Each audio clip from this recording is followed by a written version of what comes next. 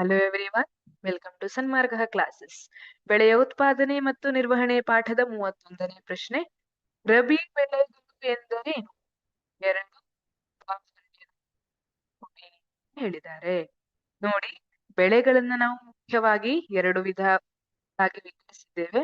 ಖಾರಿಫ್ ಬೆಳೆ ಮತ್ತು ರಬಿ ಬೆಳೆ ಅಲ್ವಾ? ಖಾರಿಫ್ ಮತ್ತು ರಬಿ ಬೆಳೆ. ಖಾರಿಫ್ ಬೆಳೆ ಅಂದ್ರೆ ಏನು? ಮಳೆಗಾಲದಲ್ಲಿ ಬೆಳೆಯುವಂತಹ ಬೆಳೆಯನ್ನ ಖಾರಿಫ್ ಬೆಳೆ ಅಂತ ಕರಿತೀವಿ. ರಬಿ ಬೆಳೆ ಅಂದ್ರೆ ಚಳಿಗಾಲದಲ್ಲಿ ಬೆಳೆಯುವಂತಹ ಬೆಳೆಗಳು. ಹಾಗಾಗಿ ನಾವು ಚಳಿಗಾಲದಲ್ಲಿ ಬೆಳೆಯುವ ಬೆಳೆಗಳಿಗೆ ರಬಿ ಬೆಳೆ,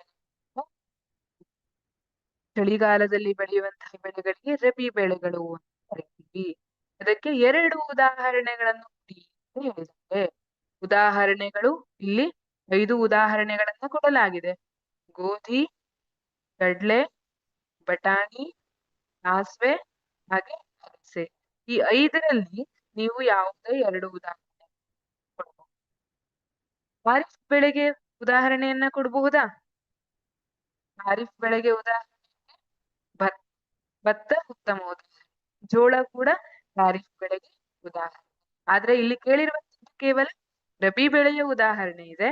ಹಾಗಾಗಿ ನಾವು ಈ 5ರಲ್ಲಿ ಯಾವುದಾದ್ರೂ ಎರಡು ಉದಾಹರಣೆಗಳನ್ನ ಬರೆಯಬಹುದು. ಇದು ಚಳಿಗಾಲದಲ್ಲಿ ಬೆಳೆಯುವ ಬೆಳೆಯಾಗಿದೆ ರಬಿ ಬೆಳೆ.